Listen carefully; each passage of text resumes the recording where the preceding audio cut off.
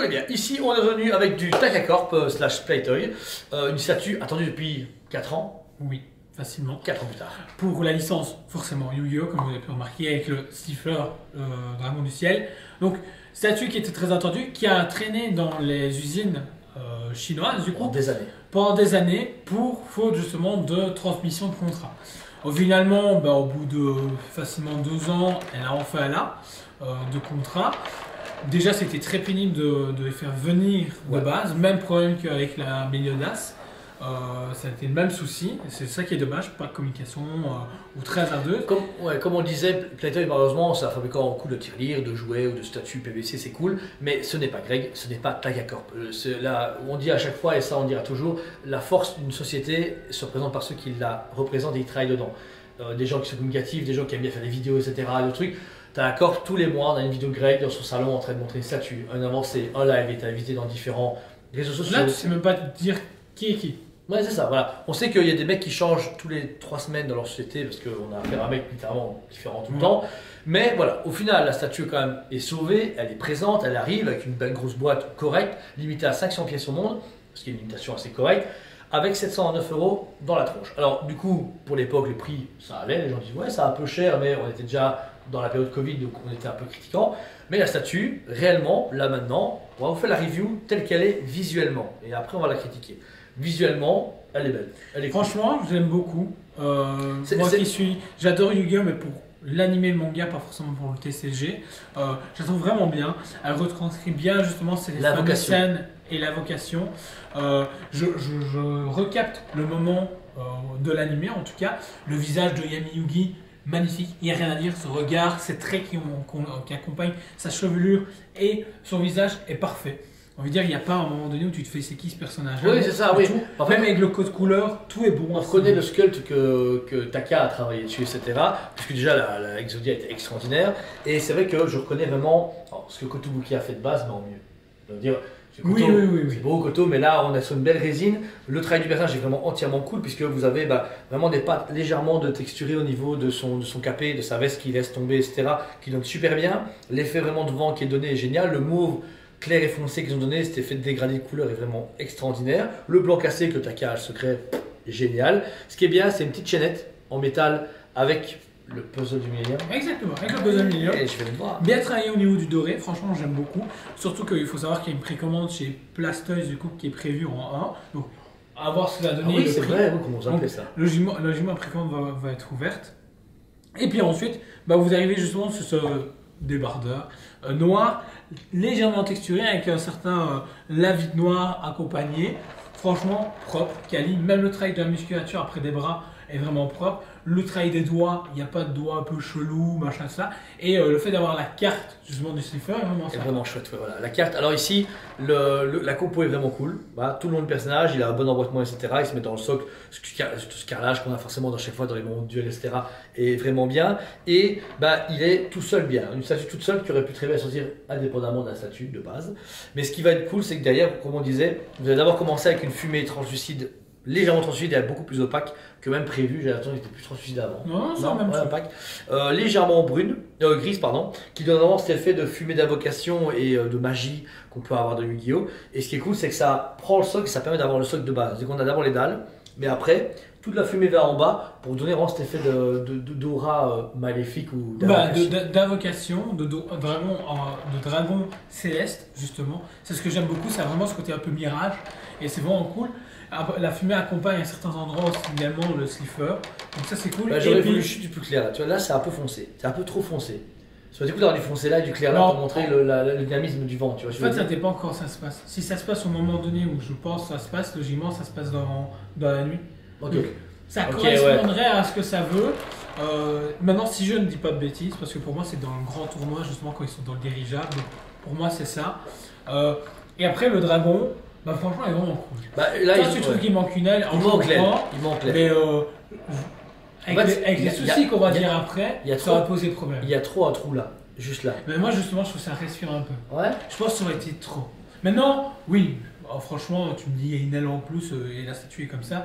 Mais le problème, Greg, je me mémoire, nous avait dit, ouais, si on met l'aile, C'est énorme, c'est trop. Ouais, c'est trop, ouais, ok. Ouais. Et après, il fallait penser au transport. Déjà, avec la boîte là, je trouve qu'elle est grosse pour ce que c'est. Elle est déjà balèze. Donc, oui, non. Mais non, revenons du coup sur le dragon. Donc, d'abord, on débarque sur son thorax avec une seule de ses pattes droites. La patte du coup, un peu insectoïde, dragonnier, où on a des écailles. Et puis après, des écailles plus en termes d'armure qui font vraiment le Slifer. Qu'on a ici jusqu'à la main droite avec les griffes blanches qui sont vraiment cool. Qui sont vraiment sympas, qui pourraient vraiment vous faire mal en plus de première vue. Donc franchement. 3 ans ou plus. Et ensuite, vous avez tout son corps, donc son long cou, qui va partir et tourner autour de Yugi, qui est vraiment chouette parce que d'abord vous avez une patine grisâtre avec des lignes blanches qui forment du coup le ventral de son cou. Et puis vous avez le dorsal qui sont très bien puisque là on retrouve les mêmes codes couleurs et ce dragon un peu ancien, mais par contre très animé. On n'est pas sur un réaliste qu'on peut avoir sur la Batman Prime, etc. Tu vois. Moi j'aime beaucoup. Ah non, c'est bien. Le prix utilisé est vraiment cool parce qu'on reconnaît le design du dessin animé ou du manga, tout dépend de ce que vous voulez. Et je trouve ça super top. Franchement, en termes des couleurs, en termes des écailles et de la texture choisie, c'est parfait. Puis après, on arrive justement sur cet énorme crâne que je trouve juste énorme. C'est bien, c'est qu'on se rend compte de la taille d'un dinosaure, d'un dragon, enfin d'une influence à côté, tu vois. Parce que des fois, j'ai déjà vu une statue où tu as la machine des ténèbres qui est à côté de lui, mais en fait elle fait sa taille, ou un peu plus petite. Logiquement, on va dire magicien et magicien des ténèbres, c'est taille humaine, c'est des humains magiciens, comme il le dit. Et là, par contre, c'est des dragons égyptiens, c'est des entités, et donc du coup, oui, forcément, c'est gigantesque comparé à nous. Et là, je trouve que ça retranscrit plus ou moins bien, parce que théoriquement, il devrait être même plus grand. Théoriquement, oui, dans le dessin animé, ouais, c'est énorme. Et donc là, on retrouve donc le travail de Slifer vraiment chouette, puisque vous avez d'abord toutes ces cornes différentes qui passent avec légèrement un petit brush pour donner un effet un peu plus vieilli, mais très simple. Je trouve vraiment un côté dessiné, mais qui est bien. C'est-à-dire que c'est usé, mais usé bien dans le sens que ils ont donné un brush pour donner plus d'effet de relief aux cornes. C'est assez cool. Ensuite, vous allez avoir un rubis bleu qui est au niveau de son crâne, qui est très bien, résine translucide, avec un semblant de clarité dedans. On voit qu'ils ont mis une chose dedans, mais c'est pas très clair, mais c'est bien. Et puis on va descendre sur ses doubles mâchoires, puisqu'il a une paire de dents fermées et dents ouvertes, avec une langue bleue, et il n'y a pas d'élément de peinture, c'est propre, cool. La gueule est sale, la texture utilisée, tout ça pour la langue est vraiment parfaite. Il y a, je sais pas si c'est voulu ou pas, mais on dirait des gouttelettes de salive, tu vois, à certains endroits. Ah ouais, où ça? Ah non, c'est des petites. Ouais, comme les dinosaures. Ah ok. Tu vois, quand on en parle avec les triceratops. Ok. Voilà. Ça aurait été cool de rajouter ça, mais bon, ça aurait été trop réaliste. Oui, mais alors que c'est de l'animé. Ouais. Donc, limite, tu vois, je défends le bazar, il n'y a pas de souci. Mais franchement, beau travail, même au niveau des dents. Alors, parti pris d'avoir justement ce aérographe de mauve. Ouais. Maintenant, ça ne choque pas. Maintenant, quand on s'attaque que sur ça, on se fait. Ok, c'est bizarre, un peu chelou. Et on finit sur les yeux. Alors j'aurais mis un jaune un peu plus translucide ou un light up. Un light up au niveau du bleu et du jaune. Mais il fait pas de light up. Et puis, à quoi ça sert? Imagine enlever toute ta gueule pour avoir un bouton.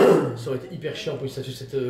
Là non, là il y avait la possibilité de mettre un câble là, que tout soit relié. Et là, il n'y avait plus qu'un câble. C'est vrai, mais je pense. Qu'il y avait moyen même un petit light up dans la fumée pour que les éclairs ressortent ou quoi. Donc je pense qu'il y avait moyen d'avoir une statue plus, mais au final on a juste ceci, qui est déjà pas mal. Voilà. Donc là, pour 709 €, 500 pièces au monde, vous avez une très belle statue. Pour cette finition là de base, sans savoir les arrières. Là, on va dire que c'est le côté bon de la statue. Ensuite, on va arriver sur le reste. 4 ans en retard, c'est pas normal. La statue a quand même un effet vieillot. C'est une belle statue, mais qui date d'il y a 3 ans. Elle a pris un coup de vieux. Et pas un bon coup de vieux, dans le sens que ça va. Je pense que le coup de vieux qu'on a, c'est le fait qu'on a attendu 4 ans. Ouais. On n'a pas attendu 4 ans. Ah ouais, elle va banger, ouais. Le truc, c'est que ça reste quand même 800 €. Et 800 € où justement, on se dit, mais le nombre de gens qui l'ont précommandé, qui ont disparu de la nature, par exemple, est juste incroyable. Parce qu'au final, elle est quand même sortie. Donc, c'est le point positif. Personne, on peut juste dire, on s'en fout, ça disparaît. Ouais, on la sort pas, on s'en fout. Finalement, ils l'ont quand même négocié le contrat et fait venir d'Asie pour livrer les clients. Donc voilà. Ensuite, le gros problème, c'est déjà la stabilité de la statue. La statue de base est un peu, on va dire, vous voyez, bancale. Genre ici même, quand on prend la tête de Yami Yugi, elle ne tient pas très bien. C'est un problème. Ensuite, le nombre de pattes à fixe prémis dedans, dans le sens que, regardez bien, je vais retirer ceci et ça colle. Et là, vous allez en détail, il y a du Patafix qui a déjà été mis. Donc c'est même pas nous, l'école qui en ont mis. Ils ont déjà préfet de mettre des Patafix. En fait, en plus de ça, il y a de la Patafix en plus dans la boîte. Ouais, c'est ça. Donc ça veut dire vraiment que là, en fait, ils étaient sûrs et certains que ça allait pas tenir. Donc ça veut dire que tellement ça a été négligé. Et que du coup, tous les éclairs et les parties, c'est vraiment débrouille-toi. Si ça tient pas, Patafix c'est magique. On ne vend pas une statue à 800 €, limitée à 500 pièces de la Patafix. On n'est pas. Il y a un moment, faut pas déconner. Et c'est ça le gros problème, c'est que voilà, je prends un client lambda qui va venir au magasin, il va dire waouh, ouais, je suis prêt, je vais la payer en 2-3 fois, je la prends. Ok, on lui vend le truc, elle est belle, il la voit, il part avec, il rentre chez lui et il se dit c'est quoi cette merde? Dans le sens que le gars s'attend à une statue de collection où c'est quand même chouchouté, où il y a quand même une sorte d'ambiance de collection. C'est censé être méchant envers les deux fabricants qui font ça, mais c'est un manque. Moi, je trouve que c'est un manque de respect envers les collectionneurs, parce qu'à un moment donné, tu dépenses une certaine somme, c'est pour que ça tienne. Alors, soit tu mets des aimants plus forts, ou si tu estimes que l'aimant risque de péter la pièce, tu mets un PEX. On a eu un nombre incalculable de prototypes de chez Tsume. Même chez eux, j'ai pas vu ça, alors qu'ils auraient pu nous dire écoutez, vu que c'est pas le final, là ça tient avec de la Patafix, mais on mettra un aimant plus puissant pour la vraie sortie. Non, jamais eu de soucis. Maintenant, oui. Certes, ça fait 15 ans qu'ils travaillent dans le milieu. Oui, voilà, après, mais là on se sent un tout petit peu insulté dans le sens que c'est quand même pas normal. Tu le vendras à quelqu'un qui. Imaginons, on est à Minésia, le gamin il attache une statue, t'es juste là pour du fric, allez, ciao, bonne journée. Le problème, c'est que nous, on est là en tant que passionnés pour vendre des passionnés, et là on se dit, ouais, à chaque fois qu'on les a dit aux clients qui avaient de la Patafix, à chaque fois on a redouté leur réaction en disant, ouais. Parce que moi, on m'a demandé ça, je fais bah ouais, un peu chelou quoi. Voilà. Oui, c'est moins cher parce qu'une statue un peu wish, pourquoi pas, mais là, ça donne un côté moins premium à la statue et je pense que c'est ça important. Des fois, c'est l'image qu'on donne à un produit et au fabricant. C'est super important et des fois, c'est une part très négligée et derrière, ça a des conséquences sur le fabricant qui arrête ou des produits qui sont moins achetés parce que les gens n'ont pas confiance ou trouvent que c'est baraki, barlos. Donc voilà. Mais bon, ça, c'est autre chose. L'année de Takakop, on ne sait pas. On est en regrettement. Tous les projets qu'on avait vus avec Greg, et Greg nous manque beaucoup. Au moins, on a eu de la marchandise, elle est quand même cool. Il y a des gens qui ont été livrés, qui sont contents. Donc, au-delà de ça, c'est une belle statue et le seul sur le marché, puisque personne ne nous propose une statue en résine comme ça. Non, c'est dommage. C'est dommage. Mais voilà, au moins, elle existe. Elle est dispo actuellement en magasin. Donc, si vous la commandez, elle est dispo, mais en 3 fois, puis en complet. Pour ma part, la statue d'elle-même, quand je la regarde à travers la vidéo, c'est un 9 sur 10. Elle est belle, elle est cool. 709 €, 500 pièces au monde, c'est parfait. Pour ce qui est derrière la production, les 4 heures de retard et tous ces Patafix, etc., elle descend à 6 sur 10 parce que c'est pas normal. Je trouve ça pas normal d'hériter d'un fabricant qui a quand même une certaine renommée et qui avait une qualité derrière et se dire, bah écoute, on s'en fout, on verra bien, ça passe. Surtout sans communication derrière, sans personne vraiment propre au flambeau. Déjà pour moi, Greg aurait déjà communiqué sur le passage au flambeau, en bien ou en mal. Il y aurait des choses qui étaient après, peut-être qu'il n'avait pas le droit. Ouais, mais il y a un moment donné où. Bon, théoriquement, c'est lui. Théoriquement, cette pièce, c'est lui. Ouais. Donc, sur qui je dois me retourner pour le Patafix? Lui ou on ne saura jamais. Blastoise. Et on le saura jamais parce que le 1 dira c'est l'autre et l'autre dira c'est l'autre. Donc, on le verra avec le futur ce que va nous proposer Blastoise. S'ils vont continuer les projets qui étaient en prépa ou pas du tout. Et puis après, on espérera que la suite sera bonne et pas mauvaise. Skull Knight et la Light Fury. C'est donner l'espoir qu'on a et puis on sera tranquille. Il y a Riban aussi. C'est mort ça. Je sais que tu y crois, mais moi je crois que c'est mort. Moi je vais y croire. Mais j'y crois. Et peut-être qu'ils vont signer Sanctum Sonix, hein. T'imagines? Non, parce que réellement je n'achèterai plus rien chez eux. Ouais, je comprends. Ouais. Bah oui, la preuve, ça déçoit des fans. Donc voilà. Pourtant, il a acheté Utaka comme tout le monde, mais voilà. Malheureusement, ça sera tout. Donc voilà. On espère que la vidéo vous a plu. N'hésitez pas à commenter, n'hésitez pas à mettre un like si vous avez l'occasion. Abonnez-vous, c'est pas déjà fait. On vous aime beaucoup et on vous dit à très bientôt. On vous aime beaucoup et on vous dit à très bientôt.